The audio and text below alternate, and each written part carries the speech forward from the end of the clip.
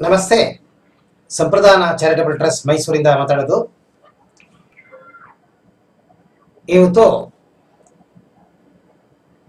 ಪ್ರಾಣಾಯಾಮದಲ್ಲಿ ಸ್ವಲ್ಪ ಅಡ್ವಾನ್ಸ್ ಪ್ರಾಣಾಯಾಮ, ಅದರಲ್ಲಿ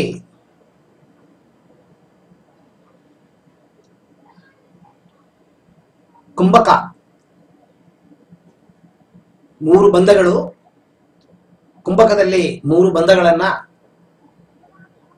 ಉಪಯೋಗಿಸಿ ಮಾಡೋ ಉಜ್ಜಯಿ ಹಂಗೆ ಅಂತನೋ ಪ್ರಾಣಾಯಾಮ. ಈ ಉಜ್ಜಯಿ ಪ್ರಾಣಾಯಾಮದಲ್ಲಿ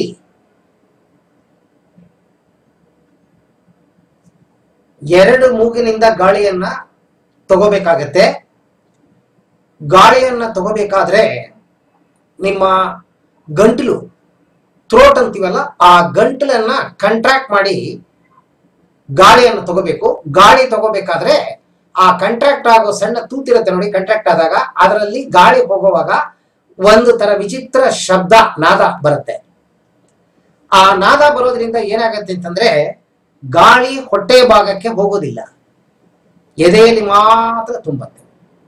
ಗಾಳಿ ಎದೆ ಮಾತ್ರ ತುಂಬತ್ತೆ. ಹಂಗಂದ್ರೆ ನಿಮ್ಮ ಲಂಗ್ಸ್, ಎಡಭಾಗ ಬಲಭಾಗದ ಲಂಗ್ಸು ಡಯಾಫಾರಂ ತನಕ, ಡಯಾಫಾರಂ ಕೆಳಗಡೆ ಹೊಟ್ಟೆನ ಪಂಪ್ ಮಾಡೋದಿಲ್ಲ, ಹೊಟ್ಟೆನ ಕೆಳಗಡೆ ತಳ್ಳಿ ಗಾಳಿ ಹೊಟ್ಟೆ ಕಡೆ ಹೋಗೋದಿಲ್ಲ. ಎದೆ ಎಕ್ಸ್ಪ್ಯಾಂಡ್ ಆಗುತ್ತೆ, ಎದೆ ಎಕ್ಸ್ಪ್ಯಾಂಡ್ ಆಗುತ್ತೆ, ಹೊಟ್ಟೆಗೆ ಜಾಸ್ತಿ ಕೆಲಸ ಬರೋದಿಲ್ಲ. ಇದು ಅಬ್ಡಾಮಿನಲ್ ಬ್ರೀತಿಂಗ್ ಆಗೋದಿಲ್ಲ, ಅಬ್ಡಾಮಿನಲ್ ಬ್ರೀತಿಂಗ್ ಆಗೋದಿಲ್ಲ. ಮತ್ತೆ ಹೊಟ್ಟೆ ಕಂಟ್ರಾಕ್ಟ್ ಆಗೋದಿಲ್ಲ, ಸಾಧಾರಣ ಕಂಟ್ರಾಕ್ಷನ್ ಆಗತ್ತೆ ಹೊರತು ನೀವು ಹೊಟ್ಟೆನ ಜಾಸ್ತಿ ಕಂಟ್ರಾಕ್ಷನ್ ಎಕ್ಸ್ಪ್ಯಾನ್ಷನ್ ಮಾಡೋ ಅವಶ್ಯಕತೆ ಇಲ್ಲ. ಯಾಕಂದ್ರೆ ಈ ಪ್ರಾಣಾಯಾಮದ ರೀತಿನೇ ಆಗಿದೆ. ನೀವು ಗಾಳಿ ತಗೊಳ್ಳುವಾಗ ಅದು ಹೊಟ್ಟೆ ಭಾಗಕ್ಕೆ ಹೋಗೋದಿಲ್ಲ, ಎದೆ ಭಾಗಕ್ಕೆ ಹೋಗುತ್ತೆ. ಆ ತರ ಇಲ್ಲಿ ಕಂಟ್ರಾಕ್ಷನ್ ಆಗುತ್ತೆ. ಇದಕ್ಕೆ ಉಜ್ಜಯಿ ಪ್ರಾಣಾಯಾಮ ಹಂಗೆ ಅಂತ ಹೇಳ್ತೀವಿ. ಇಲ್ಲಿ ಪೂರಕ ಆಯಿತು. ಗಾಳಿಯನ್ನ ನೀವು ಗಂಟಲನ್ನು ಉಪಯೋಗಿಸಿ ಒಂದೇ ತರದಲ್ಲಿ ದೀರ್ಘವಾಗಿ ಶಬ್ದದ ಮೇಲೆ ಉಸಿರನ್ನ ತಗೊಂಡು ಎದೆ ತುಂಬಿಸ್ತೀರಾ. ತುಂಬಿಸಿದ ತಕ್ಷಣ ಇಲ್ಲಿ ಕುಂಭಕ ಇದೆ. ಇದು ಶ್ರೇಷ್ಠ ಏನು ಅಂತಂದ್ರೆ 3 ಬಂಧಗಳು ಮತ್ತೆ ಕುಂಭಕ. 3 ಬಂಧದಲ್ಲಿ ಜಲಂಧರ ಬಂಧ ಅಂತಂದ್ರೆ ಗಾಳಿಯನ್ನ ತಗೊಂಡು ಗಾಳಿ ಫುಲ್ ಗಂಟ್ಲು ತನಕ ಬಂದಿದ ತಕ್ಷಣ ಕತ್ತನ್ನ ಬಗ್ಗಿಸಿ ಲಾಕ್ ಮಾಡಬೇಕು. ಈ ಚಿನ್ನು ಇಲ್ಲಿ ಎದೆ ಮುಟ್ಟಬೇಕು. ಆಯ್ತು. ನೆಕ್ಸ್ಟ್ ಉದ್ಯಾನ ಬಂಧ ಅಂತಾರೆ. ಉದ್ಯಾನ ಬಂಧ ಅಂತಂದ್ರೆ ಹೊಟ್ಟೆ ಲಾಕ್ ಆಗತ್ತೆ. ಹೊಟ್ಟೆನ ಕಂಟ್ರಾಕ್ಟ್ ಮಾಡಿ ಲಾಕ್ ಮಾಡ್ಕೋಬೇಕು. ನೋಡಿ ತೋರಿಸ್ತೀನಿ, ಎದ್ದು ನಿಂತು ತೋರಿಸ್ತೀನಿ ನೋಡಿ. ಇದು ಹೊಟ್ಟೆ ಅಲ್ವಾ? ನೋಡಿ, ಇದು ಹೊಟ್ಟೆನ ಕಂಟ್ರಾಕ್ಟ್ ಮಾಡ್ಬೇಕು. ಹಿಂಗೆ ಲಾಕ್ ಆಗುತ್ತೆ. ಆಕ್ಚುಲ್ ಆಗಿ ಉದ್ಯಾನ ಬಂಧ ನಿಂತ್ಕೊಂಡು ಮಾಡ್ತೀವಿ. ನಿಂತ್ಕೊಂಡು ಅರ್ಧ ಬೊಗ್ಗಿ ನಿಮ್ಮ ಮಂಡಿ ಮೇಲೆ ಕೈಗಳನ್ನು ಇಟ್ಕೊಂಡು ಉದ್ಯಾನ ಬಂಧ ಮಾಡ್ತೀವಿ. ಇಲ್ಲಿ ನೀವು ಆತರ ಎದ್ದು ನಿಂತ್ಕೊಂಡು ಬೊಗ್ಗಿ ಮಾಡೋದ್ ಬೇಕಾಗಿಲ್ಲ, ಕೂತ ಜಾಗದಲ್ಲೇ ಮಾಡ್ಬೋದು. ಅದನ್ನ ಹೊಟ್ಟೆನ ಕಂಟ್ರಾಕ್ಟ್ ಮಾಡಿ ಲಾಕ್ ಮಾಡ್ಕೋಬೇಕು, ಉದ್ಯಾನ ಬಂಧ. ಮತ್ತೆ ಮೂಲಾಧಾರ ಬಂಧ, ನಿಮ್ಮ ಬ್ಯಾಕ್ ಸೈಡ್ ಈ spinal cord last point, coccyx point ಅಂತ ಏನ್ ಹೇಳ್ತೀವಿ, ಪೆರಿನಿಯಂ, ಆನಸ್ ಪಾಯಿಂಟ್ ಇದೆ ನೋಡಿ, ಅದನ್ನ ಕಂಟ್ರಾಕ್ಟ್ ಮಾಡ್ಕೋಬೇಕು. ಅದನ್ನ ಕಂಟ್ರಾಕ್ಟ್ ಮಾಡಿ ನೀವು ಇದು ಮಾಡ್ಕೋಬೇಕು, ಲಾಕ್ ಮಾಡಬೇಕು. ಸೊ ಜಲಂಧರ ಬಂಧ,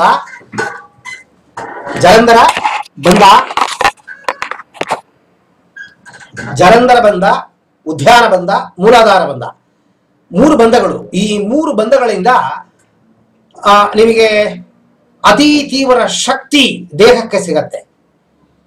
ಅತಿ ತೀವ್ರ ಶಕ್ತಿ ದೇಹಕ್ಕೆ ಎಲ್ಲೋ ಜಾಗಕ್ಕೂ ಪರಿಮಳವಾಗಿ ಹರಿಯುತ್ತೆ. ಇದು ತುಂಬಾ ಶ್ರೇಷ್ಠವಾದ ಪ್ರಾಣಾಯಾಮ, ಅಡ್ವಾನ್ಸ್ ಪ್ರಾಣಾಯಾಮ. ಇದನ್ನ 1ಕ್ಕೆ 4 ಸತಿ ವಿಡಿಯೋನಲ್ಲಿ ನೋಡಿ ನಂತರ ಮಾಡಿ. ಇದು BP ಇರೋರು ಈ ಪ್ರಾಣಾಯಾಮನ ಮಾಡಬಾರ್ದು. BP, ಎದೆಗೆ ಸಂಬಂಧಪಟ್ಟಿದ್ದ ಪ್ರಾಬ್ಲಮ್ ಇರೋರು ಮತ್ತೆ ಆಸ್ಮಾ ಕಾಯಿಲೆ ಇರೋರು ಈ ಪ್ರಾಣಾಯಾಮನ ಮಾಡಬಾರ್ದು. ಮತ್ತೆ ಹೊಟ್ಟೆ ಕಾಯಿಲೆ ಬಂದಿರುತ್ತೆ, ಹರ್ನಿಯ. ಯಾಕಂದ್ರೆ ಉದ್ಯಾನ ಬಂಧ ಮಾಡ್ತೀರಲ್ವಾ, ಅದು ನಿಮ್ಮ ಕರುಳಿಗೆ ಏನಾದ್ರೂ ಎಫೆಕ್ಟ್ ಆಗೋ ಚಾನ್ಸಸ್ ಇರುತ್ತೆ. ಅದರಿಂದ ಹೊಟ್ಟೆಗೆ ಸಂಬಂಧಪಟ್ಟಿದ್ದ ಕಾಯಿಲೆ ಇರೋರು, ಎದೆಗೆ ಸಂಬಂಧಪಟ್ಟಿದ್ದ ಕಾಯಿಲೆ ಇರೋರು, BP ಇರೋರು ಖಂಡಿತವಾಗ್ಲೂ ಈ ಪ್ರಾಣಾಯಾಮನ ಮಾಡಬಾರದು. ಆಯ್ತು. ಈ ಪ್ರಾಣಾಯಾಮದಿಂದ ನಿಮಗೆ 3 ಬಂಧಗಳು, ಈ 3 ಬಂಧಗಳ ಬಗ್ಗೆ ನಾನು ಬೇರೆ ವಿಡಿಯೋಲಿ ನಿಮಗೆ ತಿಳಿಸ್ತೀನಿ. ಯಾಕಂತಂದ್ರೆ ಈ ಪ್ರಾಣಾಯಾಮ ಮಾಡೋದಕ್ಕೆ ಪುರುಸುತ್ತಿಲ್ಲದೆ ಟೈಮ್ ಇಲ್ಲದೆ ಆಗೋಗುತ್ತೆ. ಉದ್ಯಾನ 3 ಬಂಧಗಳಿಂದ ಏನು ಬೆನಿಫಿಟ್ ಸಿಗುತ್ತೆ ಅಂತ ಅನ್ನೋದನ್ನು ನಾನು ಬೇರೆ ಇನ್ನೊಂದು ವಿಡಿಯೋದಲ್ಲಿ ನಾನು ನಿಮಗೆ ತಿಳಿಸ್ಕೊಡ್ತೀನಿ. ಗಾಳಿ ಈ ಪೂರಕ ಕುಂಭಕ ಮಾಡ್ತೀರಾ, ಕುಂಭಕ ಮಾಡುವಾಗ 3 ಬಂಧಗಳು ಮಾಡ್ತೀರಾ. ಗಾಳಿ ರೇಚಕ ಗಾಳಿಯನ್ನ ಹೊರಗಡೆ ಬಿಡುವಾಗ ಏನ್ ಮಾಡ್ಬೇಕು ಅಂತಂದ್ರೆ ಕತ್ತನ್ನ ಫಸ್ಟ್ ತೆಗಿತೀರಾ, ಆಮೇಲೆ ಹೊಟ್ಟೆಯನ್ನು ಬಿಡ್ತೀರಾ. ಹೊಟ್ಟೆ ಲಾಕ್ ಆಗಿದೆ ನೋಡಿ, ಹೊಟ್ಟೆ ಲಾಕು, ಹೊಟ್ಟೆ ಮೇಲ್ಗಡೆ ಹೇಳ್ಕೊಂಡಿರ್ತೀರಾ, ಹೊಟ್ಟೆ ಮೇಲ್ಗಡೆ ಹೇಳ್ಕೊಂಡಿರ್ತೀರಾ, ಒಳಗಡೆ ಅಮ್ಕಿರ್ತೀರಾ ಹೊಟ್ಟೆನ, ಅದನ್ನ ಬಿಡಬೇಕು. ಬಿಟ್ಟ ಮೇಲೆ ಆನಸ್ ಪಾಯಿಂಟ್, ಪೆರಿನಿಯಂ ಅಂತ ಏನ್ ಹೇಳ್ತೀವಿ, ಆನಸ್ ಪಾಯಿಂಟ್ ಅದು ಲಾಕ್ ಆಗಿರುತ್ತಲ್ಲ ಅದನ್ನ ಬಿಡಬೇಕು. ಬಿಟ್ಟ ಮೇಲೆ ಗಾಳಿ ಬಿಡಬೇಕಾದ್ರೆ ಈ ಮೂಗನ್ನು ಹಿಡ್ಕೊಂಡು ನಿಧಾನವಾಗಿ ಜೋರಾಗಿ ಬಿಡಬಾರದು ಗಾಳಿಯನ್ನ. ಮತ್ತೆ ಗಂಟ್ಲಿಂದನೇ ಆಕ್ಟಿವೇಟ್ ಆಗಬೇಕು. ಕೈ ಅಂತ ಶಬ್ದ ಬರುತ್ತೆ ನೋಡಿ ತಗೊಳ್ಳುವಾಗ, ಆ ಶಬ್ದ ಬರೋದಿಲ್ಲ, ಆದ್ರೆ ಗಾಳಿ ಫೋರ್ಸ್ ಆಗಿ ಬರುತ್ತೆ, ನಿಧಾನಕ್ಕೆ ಒಂದೇ ಸಮನಕ್ಕೆ ಬರುತ್ತೆ. ಒಂದು ಸತಿ ನಾ ಮಾಡಿ ತೋರಿಸ್ತೀನಿ ನೋಡಿ. ನಾನು 2 ಸೈಕಲ್ ಮಾಡ್ತೀನಿ, ಮಾಡಿದ್ಮೇಲೆ ನೀವು ಆಮೇಲೆ ಪ್ರಾರಂಭ ಮಾಡ್ಕೋಬಹುದು. ಓಕೆ, ಈಗ ನೋಡಿ.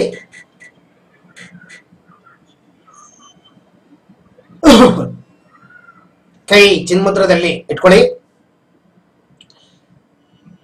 ಸಿದ್ಧಾಸನ, ಪದ್ಮಾಸನ, ಸುಖಾಸನ ಅಥವಾ ಚೇರಾಸನ, ನಿಮಗೆ ಯಾವುದು ಸೌಕರ್ಯ ಆಗುತ್ತೆ, ದೇಹಕ್ಕೆ ಯಾವುದೇ ತೊಂದರೆ ಕೊಡದೇ ಇರೋ ಆಸನದಲ್ಲಿ ಕೂತ್ಕೊಂಡು ಮಾಡಿ. ಏನಂದ್ರೆ ಒಂದೊಂದು ಆಸನದಲ್ಲಿ ಒಂದೊಂದು ತರ ಪರ್ಸೆಂಟೇಜ್ ಆಫ್ ಎಫೆಕ್ಟ್ಸ್ ಇರುತ್ತೆ, ಪರವಾಗಿಲ್ಲ, ಏನು ಮಾಡೋಕ್ಕಾಗೋದಿಲ್ಲ. ಒಟ್ಟಲ್ಲಿ ದೇಹಕ್ಕೆ ಯಾವುದೇ ತರದ ತೊಂದರೆ ಕೊಡಬಾರದು. ತೊಂದರೆ ಕೊಡದ ಯೋಗಾಸನದಲ್ಲಿ ಯಾವುದೇ ಯೋಗಾಸನಕ್ಕೆ ಸಂಬಂಧಪಟ್ಟಿದ ವಿದ್ಯೆಗಳನ್ನು ನೀವು ಪ್ರಾಕ್ಟೀಸ್ ಮಾಡೋದಿದ್ರೆ ದೇಹಕ್ಕೆ ತೊಂದರೆ ಆಗಬಾರ್ದು. ಓಕೆ, ಈಗ ಕನ್ನಡಕ ಬಿಚ್ಚಿಬಿಡ್ತೀನಿ. ಯಾವ ಪ್ರಾಣಾಯಾಮ ಮಾಡಬೇಕಾದ್ರೂ ಯೋಗ ಹಾಗೆ ಅಂತ ಅನ್ನೋದು ಒನ್ನಸ್. ಯಾವ ಒನ್ನಸ್ಸು? ದೇಹ, ಮನಸ್ಸು, ಆತ್ಮ ಮೂರನ್ನು ಒಗ್ಗೂಡಿಸೋದೇ ಯೋಗ. ಸೊ ನೀವು ಪ್ರಾಣಾಯಾಮ ಮಾಡಬೇಕು ಅಂದ್ರೂ ಕಣ್ಣನ್ನ ಮುಚ್ಕೊಂಡು ನೀವೇನು ಪ್ರಾಣಶಕ್ತಿ ತಗೋತೀರಾ ಆ ಪ್ರಾಣಶಕ್ತಿ ಮೇಲೆ ನಿಮ್ಮ ಕಾನ್ಸಂಟ್ರೇಷನ್ ಇರಬೇಕು. ಪ್ರಾಣನ್ನ ಒಳಗಡೆ ತಗೊಳ್ಳುವಾಗ ಪವಿತ್ರವಾದ ಭಗವಂತ ಸೃಷ್ಟಿ ಮಾಡಿದ ಪ್ರಾಣಶಕ್ತಿ, ಆಕಾಶದಲ್ಲಿರುವ ಪ್ರಾಣಶಕ್ತಿ, ಪಾಸಿಟಿವ್ ಎನರ್ಜಿ ನನ್ನ ದೇಹದ ಒಳಗಡೆ ಹೋಗ್ತಾ ಇದೆ. ನನ್ನ ದೇಹದಲ್ಲಿ ಎಲ್ಲ ಜಾಗಗಳು ಪರಿಮಳವಾಗಿ ಹರಿತಾ ಇದೆ. ನಾನು ಶಕ್ತಿಯುತವಾಗಿ ಆಗ್ತಾ ಇದ್ದೀನಿ ಹಾಗೆ ಅಂತ ಮನಸ್ಸೊಳಗಡೆ ಭಾವನೆ ಮಾಡ್ಕೋಬೇಕು. ಯಾವುದೇ ಪ್ರಾಣಾಯಾಮ ಮಾಡೋದಾದ್ರು ಇದಕ್ಕೆ ಅಂತಲ್ಲ. ಗಾಳಿಯನ್ನ ತಗೋಬೇಕಾದ್ರೆ ಭಗವಂತ ಕೊಟ್ಟಿರುವ ಈ ಪ್ರಾಣಶಕ್ತಿ, ಪಾಸಿಟಿವ್ ಎನರ್ಜಿ ನನ್ನ ದೇಹದ ಒಳಗಡೆ ಹೋಗಿ ಪರಿಮಳವಾಗಿ ಎಲ್ಲ ಜಾಗಕ್ಕೂ ಹರಿದು ನನ್ನ ಶಕ್ತಿಯುತವಾಗಿ ಮಾಡ್ತಾ ಇದೆ ಹಾಗೆ ಅಂತ ನಾವು ಭಾವನೆ ಮಾಡ್ಕೋಬೇಕು. ರೇಚಕ ಗಾಳಿಯನ್ನ ಬಿಡುವಾಗ ನನ್ನ ದೇಹದಲ್ಲಾಗಿರುವ ಗಲೀಜುಗಳು ಎಲ್ಲಾನು ಗಾಳಿ ಮೂಲಕವಾಗಿ ಹೊರಗಡೆ ನಾನು ಹಾಕ್ತಾ ಇದ್ದೀನಿ ಹಂಗೆ ಅಂತ ಭಾವನೆ ಮಾಡ್ಕೋಬೇಕು. ಆಯ್ತು, ಈಗ ನೋಡಿ ತಗೋತೀನಿ ನೋಡಿ. ಕಣ್ಣು ಮುಚ್ಕೋಬೇಕು.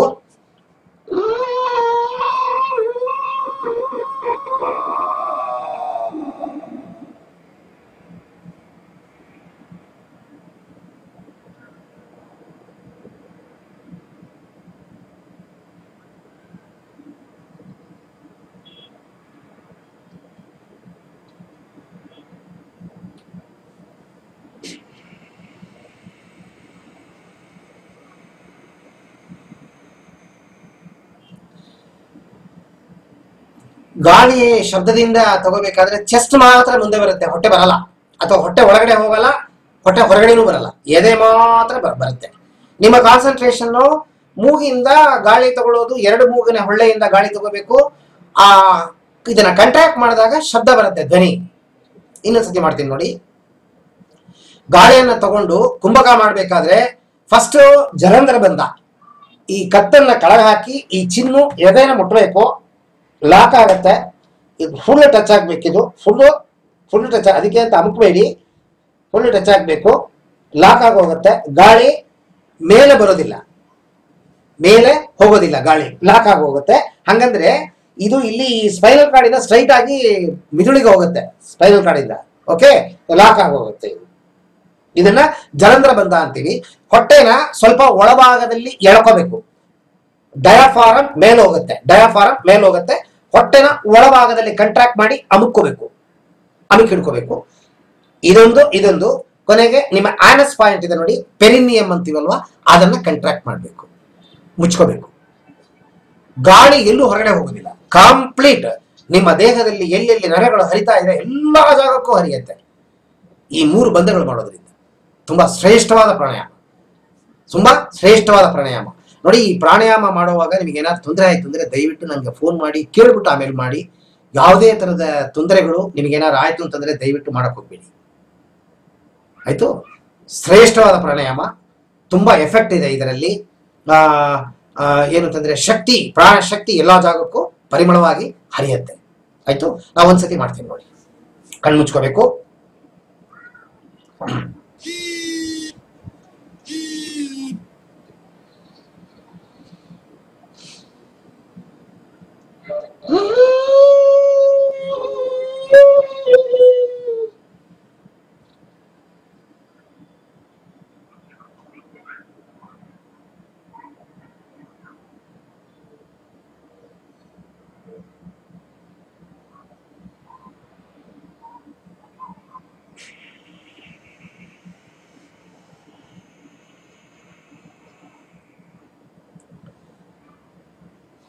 ಒಂದು ಸೈಕಲ್ ಆಯ್ತು. ಈ ತರ 10 ಟೈಮ್ಸ್ ಮಾಡಿ, 10 ಸತಿ ಮಾಡಿ. ಇನಿಷಿಯಲ್ ಆಗಿ ನಿಮಗೆ ಕೆಪಾಸಿಟಿ ಎಷ್ಟು ಸತಿ ಎಷ್ಟು ನಿಮಿಷ ಇಟ್ಕೋಬೇಕು ಇದು. ಯಾಕೆಂದ್ರೆ ನಾನು ವಿಡಿಯೋ ಕೊಟ್ಟ ಮೇಲೆ ನಂಗೆ ನೀವು ಪ್ರಶ್ನೆ ಕೇಳ್ತೀರಾ, ಅದಕ್ಕೆ ಅಡ್ವಾನ್ಸ್ ಆಗಿ ಹೇಳ್ತಾ ಇದ್ದೀನಿ. ಇದು ಈ ಕುಂಭಕ ಯಾವುದು ಹಠ ಮಾಡಬಾರದು. ತಿರುಗಿ ತಿರುಗಿ ಹೇಳಿದ್ದೀನಿ. ನಿಮ್ಮ ಕೈಯಲ್ಲಿ ಎಷ್ಟು ಸಾಧ್ಯವಾಗತ್ತೆ, ಎಷ್ಟು ಕಾಲ ನೀವು ಇದನ್ನು ಹಿಡಿದಿಟ್ಕೋಬಹುದು, ಆ ಟೈಮ್ ತನಕ ಮಾತ್ರ ಹಿಡಿದಿಟ್ಕೊಳ್ಳಿ. ಇನ್ನು ಹಿಡಿದಿಟ್ಕೊಳಕ್ ಆಗಲ್ಲ, ಬಿಡಬೇಕು ಅಂತಂದಾಗ ಫಸ್ಟ್ ಜಲದಿಂದ ಬಂದ ಓಪನ್ ಮಾಡಿ, ಆಮೇಲೆ ಉದ್ಯಾನ ಬಂದ ಓಪನ್ ಮಾಡಿ, ಹೊಟ್ಟೆನ ಕೆಳಗೆ ಬಿಟ್ಬಿಡಿ. ಆಮೇಲೆ ಈ ಮೂಲಾಧಾರ ಚಕ್ರದ ಹತ್ರ ಪೆರಿನಿಯಂ ಪಾಯಿಂಟ್ ಅಂತಾರಲ್ಲ, ಆನಸ್, ಅದನ್ನ ಹಿಡಿದಿಟ್ಕೊಂಡಿರೋದನ್ನ ಓಪನ್ ಮಾಡ್ಬಿಡಿ. ಓಪನ್ ಮಾಡಿ ಗಾಳಿ ಬಿಡಬೇಡಿ. ಬಲಭಾಗದ ಮೂಗನ್ನ ಹಿಂಗೆ ಈ ಹೆಬ್ಬೆಟ್ಟಲ್ಲಿ ಹಿಡ್ಕೊಂಡು ತುಂಬಾ ಫೋರ್ಸ್ ಅಲ್ಲಿ ಗಾಳಿ ಬಿಡಬಾರ್ದು, ಆದ್ರೆ ಪ್ರೆಷರ್ ಇರಬೇಕು, ಫೋರ್ಸ್ ಆಗಬಾರ್ದು, ಒಂದೇ ಸಮಯ ಇರಬೇಕು. ಗಾಳಿ ನೀವು ಎಷ್ಟು ಟೈಮ್ ತಗೋತೀರಾ ಅದರಲ್ಲಿ 3 ಪಟ್ಟು ಗಾಳಿ ಹೊರಗೆ ಬಿಡಬೇಕು. ನೋಡಿ, ಗಾಳಿ ಎಳ್ಕೋಬೇಕಾದ್ರೆ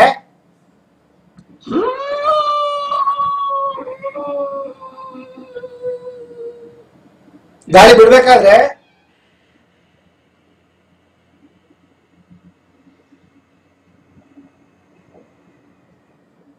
ಆ ಲಾಂಗಿವಿಟಿ ನೋಡಿ, ಇದು 1 ಪಟ್ಟು ಗಾಳಿ ಒಳಗೆ ಹೋದಾಗ 3 ಪಟ್ಟು ಗಾಳಿ ಹೊರಗೆ ಬರಬೇಕು. ಗೊತ್ತಾಯ್ತಾ? 1:3 1:3 ಲೆಕ್ಕ ಇಟ್ಕೊಂಬಿಡಿ. ಅದು ಗೊತ್ತಾಗತ್ತೆ ನಿಮಗೆ, ಅಭ್ಯಾಸದಲ್ಲಿ ಗೊತ್ತಾಗುತ್ತೆ. ಇದು ಕರೆಕ್ಟ್ ಆಗಿ ಲೆಕ್ಕ ಅಳತೆ ಟೇಪ್ ಗೀಪ್ ಎಲ್ಲ ಅಳತೆ ಮಾಡಕ್ ಸಾಧ್ಯವಿಲ್ಲ. ಇದು ನೀವು ಮಾಡಿ ಮಾಡಿ ಮಾಡಿ ಅಭ್ಯಾಸದಲ್ಲಿ ಗೊತ್ತಾಗೋಗುತ್ತೆ ಎಷ್ಟು ಹೇಳ್ಕೊಂಡಿದ್ದೀನಿ, ಎಷ್ಟು ಬಿಡಬೇಕು ಅಂತ. ಈ ತಪ್ಪಾಗತ್ತೆ ಅಂತ ಏನು ಬೇಜಾರು ಮಾಡ್ಕೋಬೇಡಿ. ಮ್ಯಾಕ್ಸಿಮಮ್ ಎಷ್ಟು ಬಿಡಕ್ಕಾಗತ್ತೆ ಅಷ್ಟು ಬಿಡಿ. ಇದೇನು ಗುರುಗಳು 3 ಸತಿ 3 ಪಟ್ಟು ಹೇಳಿದ್ರು ನಂಗೆ 2 ಪಟ್ಟು ಬರುತ್ತೆ, ಯೋಚನೆ ಮಾಡಬೇಡಿ. ಇದು ಅಭ್ಯಾಸದಲ್ಲಿ ಎಲ್ಲ ಬಂದ್ಬಿಡುತ್ತೆ. ಎಲ್ಲ ಎವ್ರಿಥಿಂಗ್ ಯೋಗಾಸನನೇ ಅಭ್ಯಾಸ. ಅಭ್ಯಾಸದ ಮೇಲೆ ಅಷ್ಟನ್ನು ಕಲಿಬಹುದು. ಈ ಪ್ರಾಣಾಯಾಮ ಮಾಡೋದ್ರಿಂದ ನಿಮಗೆ ಹೊಟ್ಟೆಗೆ ಸಂಬಂಧಪಟ್ಟಿದ್ದ ಕಾಯಿಲೆಗಳು ಹೊಟ್ಟೋಗುತ್ತೆ. ಡಯಾಬಿಟಿಕ್ ಇದ್ರೆ ಆ ಡಯಾಬಿಟಿಕ್ ಕಂಟ್ರೋಲಿಗೆ ಬರೋದಿಲ್ಲ. ಕೆಲವರಿಗೆ ಪಿಲ್ಸ್ ತಗೋತಾರೆ, ಇನ್ಸುಲಿನ್ ತಗೋತಾರೆ, ಕಂಟ್ರೋಲಿಗೆ ಬರಲ್ಲ. ಇದು ಕಂಟ್ರೋಲಿಗೆ ಬಂದ್ಬಿಡುತ್ತೆ ಈ ಡಯಾಬಿಟಿಕ್. ಮತ್ತೆ BP ನಿಮಗೆ ಬರೋ ಚಾನ್ಸಸ್ ಇರೋದಿಲ್ಲ. BP ಬಂದಿಲ್ಲ ನಿಮಗೆ, ಮುಂದೆ BP ಬರೋದಿಲ್ಲ, ಬ್ಲಡ್ ಪ್ರೆಷರ್ ಬರೋದಿಲ್ಲ, ಹಾರ್ಟ್ ಅಟ್ಯಾಕ್ ಬರೋದಿಲ್ಲ. ರಕ್ತದ ಒತ್ತಡಕ್ಕೆ ಸಂಬಂಧಪಟ್ಟಿದ್ದ ಕಾಯಿಲೆಗಳು ಯಾವುದು ಬರೋದಿಲ್ಲ. ಯಾವಾಗ ನಿಮಗೆ ಹಾರ್ಟ್ ಅಟ್ಯಾಕ್, ರಕ್ತ ಒತ್ತಡಕ್ಕೆ ಸಂಬಂಧಪಟ್ಟಿದ್ದ ಕಾಯಿಲೆ ಬರೋದಿಲ್ಲ, ಹಾರ್ಟ್ ಅಟ್ಯಾಕ್ ಆಗೋದಿಲ್ಲ, ಬ್ರೈನ್ ಹೆಮರೇಜ್ ಆಗೋದಿಲ್ಲ. ಮತ್ತೆ ದೇಹದಲ್ಲಿ ಈ ವಿಶುದ್ಧಿ ಚಕ್ರದಿಂದ ಹಿಡಿದು ಮೂಲಾಧಾರ ಚಕ್ರ ತನಕ, ಇಲ್ಲಿಂದ ಇಲ್ಲಿ ತನಕ, ಈ ಜಾಗದಿಂದ ಸೊಂಟ ತನಕ ಯಾವ್ಯಾವ ಅಂಗಗಳಿದೆ ಆ ಅಂಗಗಳೆಲ್ಲ ಶಕ್ತಿಯುತವಾಗಿ ಪರಿಮಳವಾಗಿ ಕೆಲಸ ಮಾಡಕ್ ಶುರು ಮಾಡಿಬಿಡುತ್ತೆ. ನಿಮ್ಮ ಮುಖ ಬ್ರೈಟ್ ಆಗಿ ಹೋಗುತ್ತೆ. ಕಪಾಲಭಾತಿ ಮಾಡಿದ್ರೆ ಏನ್ ಎಫೆಕ್ಟ್ ಇದೆ ಅದರಲ್ಲಿ 3 ಪಟ್ಟು ಎಫೆಕ್ಟ್ ಇದೆ. ತುಂಬಾ ಒಳ್ಳೆ ಪ್ರಾಣಾಯಾಮ, ಪ್ರಾಕ್ಟೀಸ್ ಮಾಡಿ. ಭಗವಂತ ನಿಮಗೆ ಒಳ್ಳೇದು ಮಾಡ್ಲಿಕ್ಕೆ ನಾನು ಕೇಳ್ಕೊತೀನಿ. ಏನಾದ್ರೂ ಅನುಮಾನ ಇದ್ರೆ ದಯವಿಟ್ಟು ನನಗೆ ಮೈಲ್ನಲ್ಲಿ ಬರೆದು ಕೇಳ್ಕೊಳ್ಳಿ. ಯಾವುದೇ ತರಹದ ಹೆಸಿಟೇಷನ್ ಬೇಡಿ, ನನಗೆ ಫೋನ್ ಮಾಡಿ. ನಾನು ನಿಮಗೆ ಎಲ್ಲಾ ತರಹದ ವಿಚಾರಗಳ ಬಗ್ಗೆ ಅನುಮಾನಗಳನ್ನ ಪರಿಹಾರ ಮಾಡ್ತೀನಿ.